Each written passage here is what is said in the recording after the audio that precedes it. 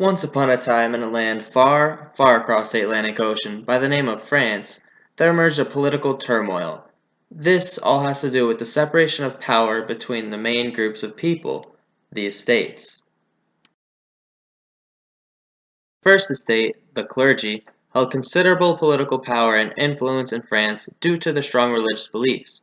The first estate was also wealthy, owning the most land, collecting rents and tithes while also refusing to pay their own taxes to the state. The second estate included all French citizens with a noble title. Nobility meant either those who earned their titles for military or public service, or those who corruptly cheated their way to nobility. Even though most people assumed the nobility were lazy, they did work to expand their wealth and status in society. The second estate was most exposed to Enlightenment ideas, literature, travel, and political ideas, so they stood out during the beginning of the French Revolution.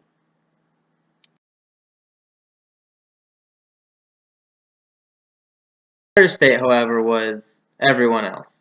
In fact, the nobility and clergy took up only 2% of the population. The remaining 98% went to the people in one of three groups: the peasants, the lower class workers, and the bourgeoisie, or business owners ranging from middle class to wealthy merchants. Either way, everyone in the third estate was subject to unfair taxes and political disregard. It was May of 1789. A financial crisis had stumbled upon the coalition of France. A meeting of the Estates General was imperative. The Estates General was made up of members of the first, second, and third estates. They met at Versailles. All estates had representation, and the third estate even had double representation, since it was the largest class of people. However, despite their numbers, the third estate was told they would have no say, since voting would be based on power, not head. So their double representation was meaningless. The First and Second Estate clashed with the Third Estate on a variety of issues. For example, the Third Estate wanted the right to eat, but the First and Second Estate would have none of that hogwash. The Third Estate wanted liberty, equality, and fraternity, but again they were dismissed by the other estates. So the Third Estate decided to break from the Estates General and make their own constitution. They called themselves the National Assembly.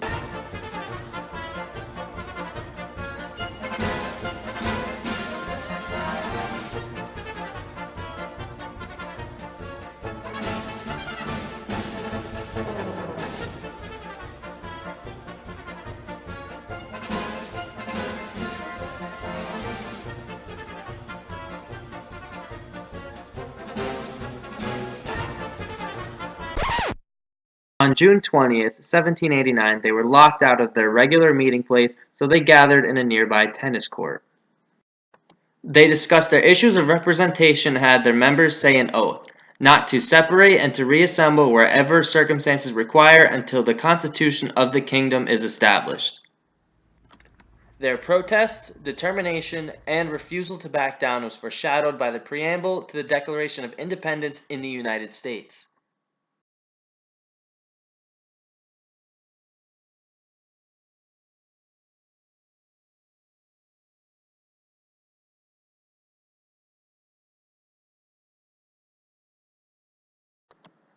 They would continue to meet until they had established a new constitution for France.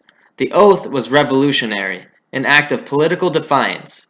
In the end, this protest would benefit the Third Estate, allowing them to have more power in the Estates General. This was the first step of the French Revolution. As the Third Estate had no right to act as the National Assembly, the National Assembly would let the Third Estate make laws, control finances, and most importantly, check the actions of the government. It was July 14th, 1789. The Bastille was a medieval fortress, a prison, a dungeon. It represented royal authority in the center of Paris. The Third Estate needed gunpowder, and the Bastille had just that. Their desire to rampage the fortress stemmed from both a need for explosive and a rebellious way to represent their utter disgust with the French monarchy. The Bastille is thought to hold prisoners who defied the French monarchy. Starting on September 5th, 1793, the Reign of Terror began during the earlier years of the French Revolution and lasted almost a year. In the beginning, only the monarchs and their supporters were beheaded. But by the end of the chaos, about 80% of the people who were killed were from the Third Estate. Most of these executions were done with the guillotine, a nasty blade that was dropped onto their necks, chopping their heads right off.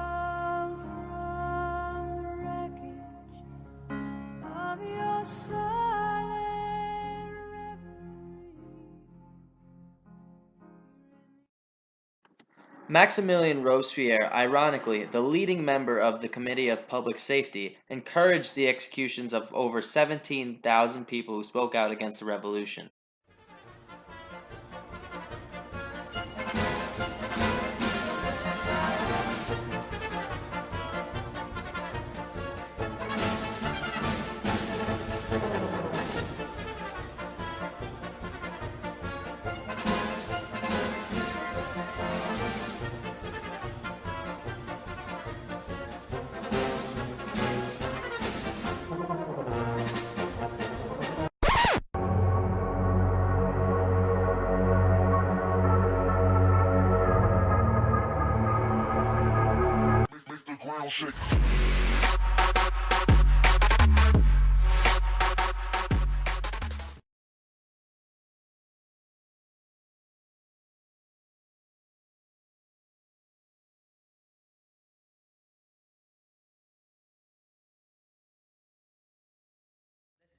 Okay, we're all a bit shaken up here. Am I wrong? So if you all just think about this mess you've created, can you answer me one question?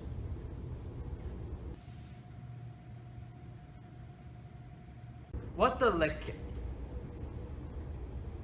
What's Lechec. what's the Lechec? It's French for failure.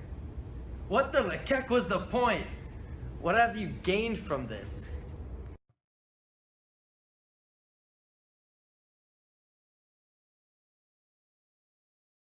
You're all fighting for some vague and hopeful future for yourselves and your families. But in the midst of all this fighting, you've been blind to the fact that creating a better France takes time and compromise, not just brash rebellion. You, clergymen, you've been selfish to take all this wealth and food and leave your people starving at the door. And you, noblemen, wrapped up in the betterment of France philosophically, but in no way have we been improved realistically. And you, third estate. Yes, even you. Your ideas are fair, and your fight for equality is just, but could you next time plan your tactics a bit better, and maybe get organized?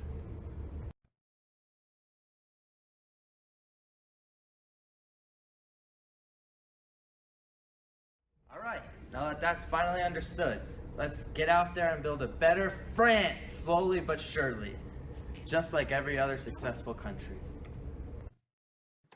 The Reign of Terror officially ended with the death of Robespierre himself.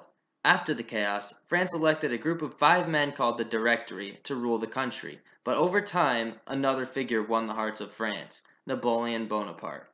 Napoleon would become general and leading commander of the French army, contributing to many victories around Europe. He would become consul for life, a symbol of pride and triumph for the French people.